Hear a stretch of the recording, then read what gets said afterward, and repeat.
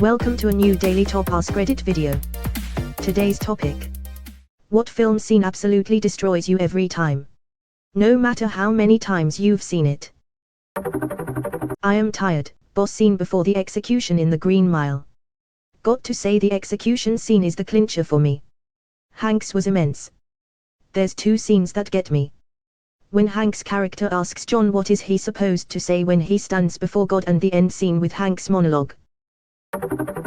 Homeward Bound at the end where you think Shadow might not be coming home. Oh, Peter.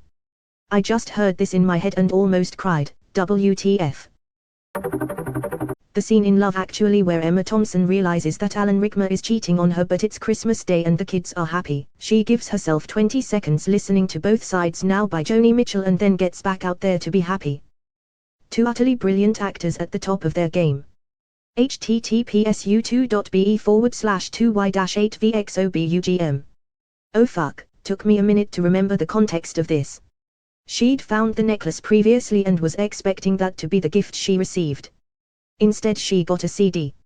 Rough stuff. If you look in the comments to the video link above showing the scene, a commenter also gives an interesting insight. Fooix fried. What makes this even sadder is that the CD was actually a thoughtful gift. It shows that he knows something about her and what's important to her. The necklace was expensive and glamorous but also meaningless and lazy. She asked for something pretty, so he just went straight to the jewelry section and picked the first thing he saw that he thought would do. It speaks to how he feels about each woman and just makes his affair all the more foolish because he's risking a genuine connection for something shallow. I don't care what anyone says, that was Rickman's most villainous. Nobody hurts you as much as those you love. The end of Wall-E when he loses his personality. When I was 15, I saw it in theaters while my parents were going through a nasty divorce. I remember him looking at the stars and wishing he had someone to hold his hand. I felt the exact same. I felt so alone just like he did. I cried and was happy no one noticed. I'm tearing up thinking about it now, but I'm no longer saddened by it. It's bittersweet and I still love the short before it. I was alone then, but I did get people who cared for me like Wall-E. Happy endings can happen and you are never alone. Oh my god, boo. I'm reading every comment and I can't take this anymore. I adore Wall-E, this is killing me. Hold on. This whole operation was your idea. When Jack Nicholson gets lobotomized in One Flew Over the Cuckoo's Nest. I'm not a crier and I don't feel most of the emotionally charged drama scenes in Hollywood movies, but that made me cry so hard in so much anger because of the injustice. I may be more calm in my reaction now, but it always gets me. It's one of those scenes that hits hard when you realize that has actually happened to people. Rosemary Kennedy's lobotomy description is so sad. And her mother didn't know until after it was done. The instrument drive. What's used looked like a butter knife. He swung it up and down to cut brain tissue. We put an instrument inside, he said. As drive. What's cut, drive? Freeman asked Rosemary some questions. For example, he asked her to recite the Lord's Prayer or sing God Bless America or count backward. We made an estimate on how far to cut based on how she responded. When Rosemary began to become incoherent, they stopped. She ended up with the mental capacity of a 2-year-old because she was depressed, possibly bipolar, with a lower than average IQ, and that's how they thought to deal with it. Bubba was going to be a shrimping boat captain, but instead, he died right there by that river in Vietnam. I just get really sad thinking about all of the Bubbas who have senselessly died in war and never got to live their lives and follow their dreams. I wanna go home, Forrest, I die every time. My answer to this post was going to be: you died on a Saturday morning, and I had you placed here, under our tree. I can't type anymore because I'll actually start crying. Every damn time, that scene. And every night we read a book and he's so smart, Jenny. I remember showing my wife Forrest Gump. I hadn't seen it since I was a kid, and remember it being a comedy. After it was over, my spouse gets up without a word, goes to the bedroom, and starts crying uncontrollably. As a kid I thought it was about Forrest, but it was as much about Jenny and just how awful her life was. Just I was too young to understand it. I had completely forgotten that Forrest had a son. It's one of my favorite movies, but I think my younger mind focused on the incredible nature of his achievements rather than the turmoil the characters around him faced.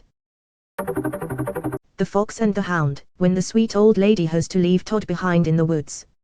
Everything about it, the music, the kindness of that lady, Todd not understanding that he has to stay in the woods. Especially the moment when you see a tear rolling down her cheek as she drives off. I won't watch that movie because this scene just guts me. The scene in Life is Beautiful when he puts his son in the locker and then walks away with the guards and makes it funny for his son while he knows he's going to be shot. Oh my god. That movie kills me every single time. I saw it when I was 10 and cried for months even at hearing the name of the movie. The whole second half is excellent with the way he attempts to desperately and selflessly preserve his son's innocence in a concentration camp is heartbreaking. Then that scene happens and the movie ends with the son getting his tank. One of those watch it once because it's brilliant, but never again because it breaks you movies. Big Fish. The end when the son starts making up the story and then the funeral when you see the real versions of those characters. The end of the movie has always killed me, but after my dad passed away 11 years ago it hit me on a completely different level. Then I became a father myself a couple years ago and then it got me on another completely different level. Calm down, Big Fish. Yes. That's how I go. What an ending. Brooks was here. Also, the scene in The Pursuit of Happiness in the bathroom, where he's trying to keep the door closed while breaking down crying. That Pursuit of Happiness bathroom scene was so hard to watch. Will Smith's performance was breathtaking in that scene too, the whole movie really. It absolutely crushed me to a pulp. I first saw that movie as a dumb teenager. And while I cried pretty good back then, it was nowhere near as hard as when I first watched it after becoming a father. Watching that scene as a dad just hits you differently. I could have got more Schindler's List. That scene has made me sob since I was 10. This pin. It's gold. That's 2 more people. They would have given me 2 more. At least 1. My daughter came home from school and said her teacher had assigned her to watch Schindler's List and Saving Private Ryan. I warned her she should wait a bit in between watching them but she knew better and wanted to knock them out. So, after Schindler's List I asked if she was ready to watch Saving Private Ryan. In a very small voice she said, "No, Mom," and went off to her room. Everyone should watch both movies but not back to back. Then give yourself a week before you watch Band of Brothers. When Iron Giant sacrifices himself to stop a nuke. The Iron Giant remains one of the best animated pieces of cinema in history. Hands down. The scene at the sinking of the Titanic showing the 2 older couple laying on the bed, the husband holding his crying wife and kissing her on the cheek as she holds her eyes tightly shut and the water rushing in under their bed. Always. Fucks. Me. Up. The Strausses. The reality is so sad. He begged her to get on a boat and she said she'd lived her life thus far with him and she wouldn't live it without him. They were last seen together on one of the decks. According to friend and Titanic survivor Colonel Archibald Gracie IV, when he offered to ask an officer if Ida could enter a lifeboat with Ida, Ida refused to be made an exception. Ida is reported to have said, "I will not be separated from my husband. As we have lived, so will we die, together." Ida gave her maid, Ellen Bird, her fur coat and insisted she get into lifeboat No. 8. Ida and Ida were last seen on deck arm in arm. Her body was never recovered. They buried his body, recovered floating near the wreck site, along with an urn filled with water taken from the site. This scene from The Land Before Time where Littlefoot thinks he sees his mom, but it's just his shadow and the narrator says, then Littlefoot knew for certain he was alone.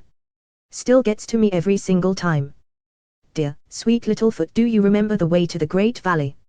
Sniff, I guess so. But why do I have to know? You're gonna be with me. I'll be with you even if you can't see me. What do you mean, if I can't see you? I can always see you. Littlefoot, let your heart guide you. It whispers, so listen closely. Mother. Mother. Explain to me how I haven't seen that movie in over 20 years and I can still hear the characters perfectly in my head. The scene in Coco where Miguel sings Remember Me to his great-grandmother Coco. I cry every time. My grandmother died of Alzheimer's/dementia and this scene is so poignant and well done. It gets me every single time. This movie makes me cry in a good way each time I watch it. My grandmother, Cadelaria, passed away when I was 15 and miss her so much. At the end of Hachi, when the wife comes back into town like 10 years later and finds him still waiting at the train station. Heartbreaking, but that scene still doesn't break me. But when Hachi at the end closes his eyes and Richard Gere appears out of the train station and calls him, that's when I lose it and bawl my eyes out. Beautiful movie. The final scene in About Time, when he and his father go back in time to skip rocks one last time together, gets me every time. I went into this movie thinking it was a boy-girl love story, not one between a boy and his dad. I also made the mistake of watching 3 weeks after my own dad died. Wrecked me for hours.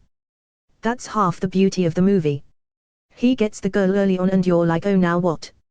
Where are the time-traveling shenanigans? And then you cry deeply.